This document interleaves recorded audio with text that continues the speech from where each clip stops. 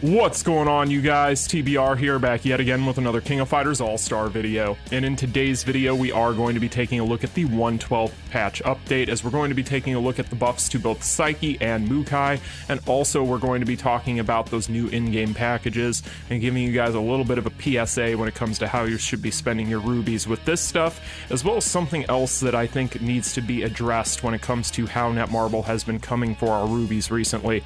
But before we get into all of that and more, make sure if you guys haven't already done so and you enjoy daily King of Fighters All-Star content such as this, that you smash that like button and subscribe. And without further ado, you guys know what time it is.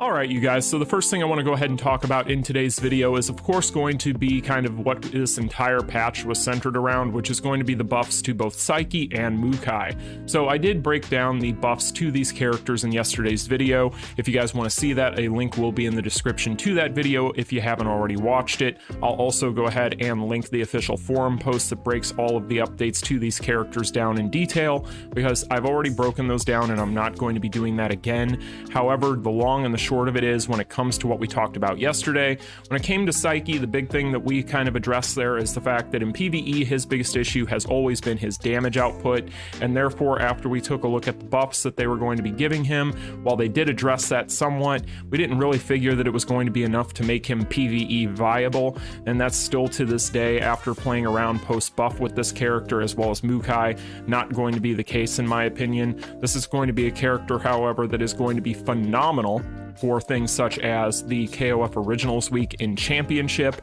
He's also going to be really solid for PVAI, so any of your PvP modes, this is going to be a character that is going to shine and be very, very strong. Extremely strong. He's probably going to be a must ban in KoF Originals weeks in Championship, because he's going to have that fear alone. That's enough to make this character extremely scary there, no pun intended. But in general, this still isn't a character whose damage is anywhere near where it needs to be, in my opinion, for PvE viability, especially for any of the higher difficulty stuff out there. So while this character can be respectable in PvE, he is definitely not going to be a top tier pick, and therefore this is a character that I think that you should probably really only look at for PvP, but he is going to be super solid there, like I said, particularly solid for things such as KoF Originals week. Now, when it comes to Mukai, they actually did a lot more for Mukai than we actually knew about yesterday. So what they didn't include, and what they've done this in the past, but what they didn't include in yesterday's breakdown is they didn't include the fact that they were going to address his biggest issue, and that is something we had talked about at length yesterday. The biggest issue with Mukai is his animations. His animations for PvE in particular are dog doo-doo.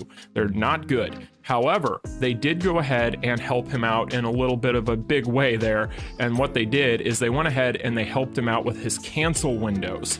So I did go ahead and test both of these characters out yesterday pre-buff against Spider Robot, just to kind of refresh myself on kind of what their performance looked like. That way I could go ahead and test them in Spider Robot post-buff, because really right now with Nightmare Geese as being the guild raid boss, ideally what we would like to be able to test these characters in is something such as expert difficulty against Omega Rugal. Unfortunately, because Netmarble plans these updates the way they plan these updates, we can't do that this week. However, as you guys can see on screen, this character's performance overall has improved tremendously, based solely upon the fact that they went ahead and they fixed those cancel windows. So it just goes to show, we've talked about this in the past with other characters, how important it is to help characters with their cancel windows a lot of the time, because if you just do that for some of these characters, many times you're going to find that that is going to fix a ton of issues with them. Now, that being said, the difference in damage against Spider Robot is almost double. That is a huge difference, and again, most of that is going to come down to the fact that you can cancel these skills so much faster. However, another big thing to keep in mind with this character against the Spider Robot, he can't petrify the Spider Robot. That is something that is quite important to note. So basically what that means is he is not going to be getting a lot of his buffs that he would normally be getting to his overall damage output because he can't do that. So that is something to kind of keep in mind. Now, again, when it comes to this character, I think that he is going to be somewhat viable now for PvE in certain situations. However, I don't want to oversell it. It is nice for this character and his fans that he got this buff because this additional buff helped him out a ton. However, this is still not anywhere near a top tier character. This is still going to be a mid-tier character at best. This is still going to be a character that isn't necessarily going to be that great for PvE. However, in Championship, extremely strong probably at this point for KoF Originals weeks and things of that nature. I haven't really gotten as much data on him when it comes to KoF Originals week, Championship, all that stuff as I've gotten with Saiki so far. However, when it comes to both of these characters, what little I have heard for Mukai, it sounds like he has been helped out in a huge way, which is really cool for him and his fans, because I know a lot of people out there have been waiting a long time for him to get a buff. However, with both of these characters, and this is going to kind of feed into what we're going to talk about next. With both of these characters, if you've already got them, then go ahead and build them up if you feel fit and if you feel like it is necessary. But I would say that when it comes to going out of your way to get these characters, say for instance with those packages that we're about to kind of talk about briefly here, because I say briefly because we're going to be using that to talk about another topic in this video. But if you plan on getting these characters for the rubies, I definitely don't recommend it. You know, when it comes to these characters, they're probably going to end up getting Boss Syndrome versions next. After we get the next SS banner, there's probably going to be a Boss Syndrome Volume 6 banner that is probably going to feature both of these. So while that is probably a little over a month away, I would say that you guys are better off just waiting, because unless you're somebody that really takes Championship super seriously and you didn't somehow already have these characters, then I wouldn't be going out of my way for them. Again, Mukai did get a lot of help, especially when it comes to his overall performance thanks to his animation cancels, but let's call a spade here. Both of these characters are still not anything super special. So we're just going to leave it at that, but this definitely is a welcome addition for both of these characters. Again, both of these characters much better. I think Mukai ended up surprisingly doing better than Saiki. Reason being, just the animation cancels helped him out tremendously. It just goes to show, you know, we talked about it yesterday at nauseum with his animations about how bad they are for PvE sometimes, but it just goes to show how those little things that they do can make big differences. So in general, congratulations Saiki and Mukai, both of you are somewhat viable for something now, so yay. Now I want to go ahead and talk about something that is very important, and this isn't going to pertain to everybody, but there is something very important we need to talk about. Now, these packages. First and foremost, I want to go ahead and take a look at the stone, and then we'll go ahead and talk about what it is I want to talk about. So this is going to be the nationality unknown stone that you're going to be able to get in some of these packages. So as you guys will see, this is going to be available in 2 of these packages. It's going to be available in the one that is going to cost you 5,000 rubies. And basically what you're going to end up seeing as far as what you're getting with these packages is you're going to be able to get the memory respectively for whichever character package you choose, either Saiki or Mukai. And then you're going to end up being able to get the Yellow Element Fest memories, and as well as some of these Awakened Tier capsules. None of that matters. What really matters is this, because this is undoubtedly what people would be picking it up for. Now, basically, if you guys take a look here, it is going to be, if you take a look, a double attack stone. So that is something that is very sought after and very important. Now, the effect on it is going to decrease your damage received by 6% for 5 seconds when a nationality unknown fighter is attacked, on a cooldown of 15 seconds. So, in general, this isn't a bad stone. However, Netmarble wants 5,000 rubies for what equates to a stone. That's a lot of rubies, especially when we know for a fact we, first of all, have probably the best banner we've had ever going on right now as far as just the power level is concerned. So that's one thing to consider. You could be parlaying that 5,000 rubies into that instead, or you could be saving for the next SS banner that we're likely to get an announcement on next week. Or you could say for the aforementioned Boss Syndrome version of either of these characters that is more than likely going to be coming out over the course of the next several weeks. So you know, well, keep in mind also, that's not confirmed, but based upon the fact that prior history would dictate they did this with Nameless and Ash prior to this, and then the next BS banner was Nameless and Ash. So, you know, we'll have an SS banner that we'll have to get through before we'll know, because that'll be what's next more than likely, but that's probably your next BS banner, like I said. So, what I want to talk about is going to pertain to the fact that they've been doing a lot of this recently. They've been buffing these characters and releasing these packages, and these packages have been costing rubies. And this is something that actually spirals itself into another topic that I was going to talk about in a separate video, but I'm just going to go ahead and combine the two because I think that they're both equally important. So there are two different things that Netmarble has been doing recently that, while you may not have noticed it, I know a lot of veterans have and have been talking about it, and I know a lot of new players and beginner players have been falling for it, and that is the fact that they have been finding new and interesting ways to come for your rubies. So when you take a look at these packages, for a new player, if they were to take a look at this buff celebration package and see the fact that they could get a character and their souls and some cores to build them, they might look at that, see 2,500 rubies and go, that's a really good deal. And they'd be right. That is a good deal if it were a character that really is going to be super, super solid for their account. But as we've established, neither of these characters for PvE are going to be anything that's necessarily going to help you unlock any major content in the game. And by that, what I mean is they're not going to necessarily be carrying you in things such as Immortals so you can get to those rubies for the first time. They're not going to necessarily be carrying you in things like Guild Raid, more than likely. But like I said, we can't necessarily test them where we'd like to test them right now. So we don't necessarily know that 100%, but I can almost guarantee that they're not going to carry you there.